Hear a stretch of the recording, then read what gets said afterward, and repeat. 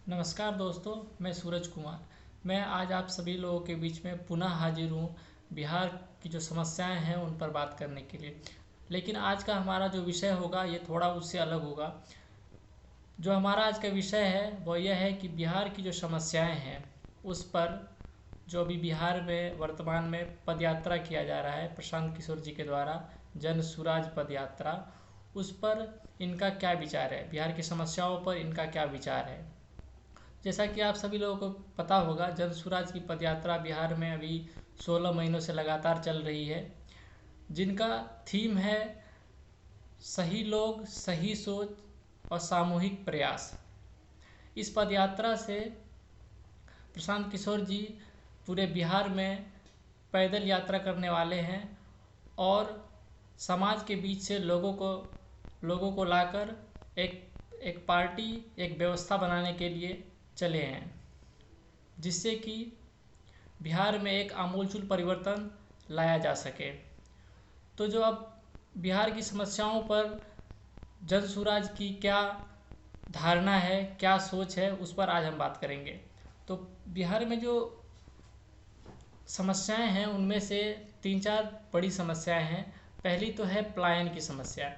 ये समस्या लगातार कई वर्षों से चली आ रही है, लेकिन सरकार का इस पर ध्यान नहीं है। वहाँ पे जो लोग शासन कर रहे हैं, पिछले 34 सालों से दो पार्टी की शासन है, उनका इस पर ज़्यादा ध्यान नहीं है। तो पलायन की जो समस्या है, इसको टैकल करने के लिए प्रशांत किशोर जी का यह कहना है कि जब जब उनके द्वारा बनाया गया दल सत्ता में आएगी तो 1 वर्ष के अंदर अंदर लगभग सभी युवाओं को जो बाहर पलायन कर गए हैं उनके लिए बिहार में ही, अपने ही घर के आसपास, अपने ही पंचायत में, अपने ही जिले स्तर पर उनको कम से कम या 12 से 15 हज़ार रुपये तक की जो कोई कार्य दिया जाएगा, जिससे कि वो खुद बिहार में रह सकें और बिहार की समृद्धि में अपना भागीदारी दे सकें।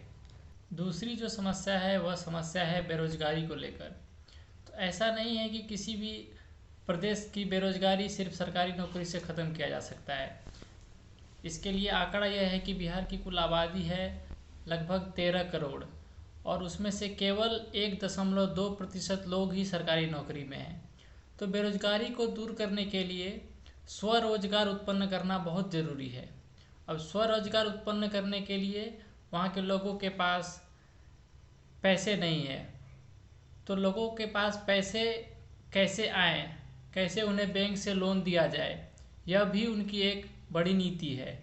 और जो अगली समस्या है वह गरीबी को लेकर है।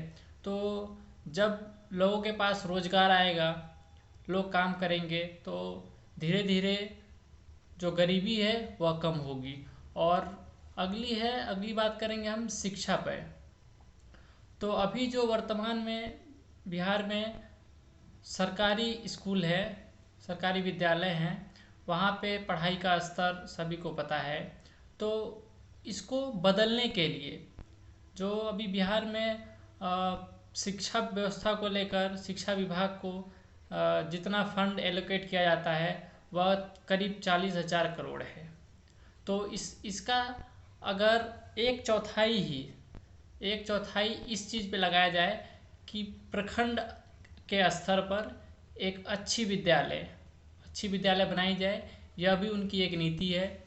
और फिर समस्या बड़ी है कृषि को लेकर। तो कृषि को लेकर जो समस्याएं हैं उनमें से सबसे बड़ा है, वहाँ पे जो लोग हैं वो छोटे किसान हैं, क्योंकि उनके जो भूमि का क्षेत्रफल है वह कम है। तो इस वजह से क्या होता है कि वहाँ के जो किसान हैं वह सिर्फ अपने खाने के लिए ही अनाज पैदा कर पाते हैं।